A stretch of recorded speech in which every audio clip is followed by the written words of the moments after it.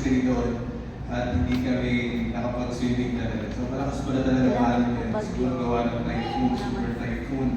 And sunod-sunod yung mga typhoon natin. We are so blessed here in Negros na hindi tayo natamaan ng bagyo, pero nararamdaman natin just like sa mga wave, mga kaibigan. So purihin natin ang Panginoon. I know that very busy po tayo this week, mga kapatid. Ganun din sa mga isa sa amin, sa family din namin, mga kaibigan. But then again, God prepared one day for us para tayo ay mag-rest sa ating physical, mental, and about anything else sa ating mga spiritual. Ay po ngayon, dadako na sa ating message in this evening. So maraming nagtatanong sa akin na bakit daw hindi ako gano'ng marunong mag-Bisaya, mga kapatid.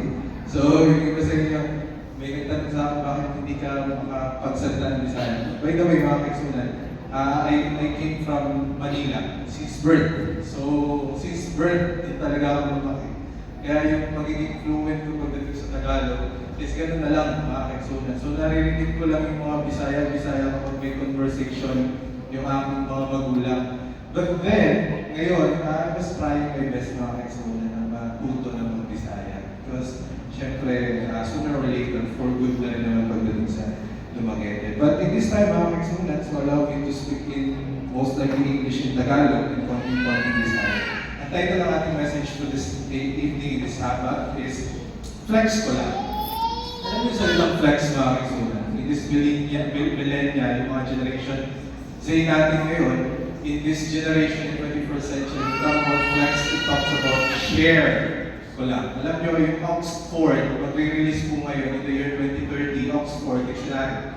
2030-2035, mag-release sila ng new edition ng dictionary.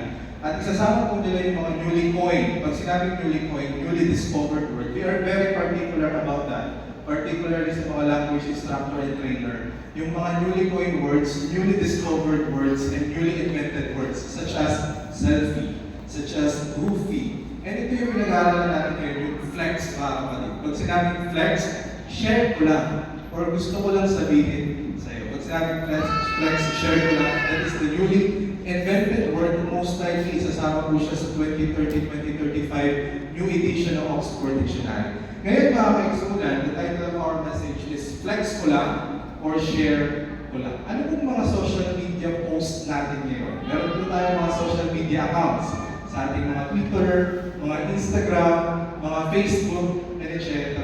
We like to post in our Facebook yung mga travels po natin, yung mga pasyal-pasyal po natin, yung mga pinupunta natin mga scenery, dito po sa Negros, sobrang daming magagandang mga scenery. And of course, yung mga kananan, yung mga kinakainan natin, yung mga restaurants, and so on, and so forth. Of course, magpo-post din tayo sa ating mga social media accounts about sa mga achievements natin, sa ating mga estudyante, sa mga butang na meron tayo, just like yung mga bagong mga sapatos, mga relo, mga sinina.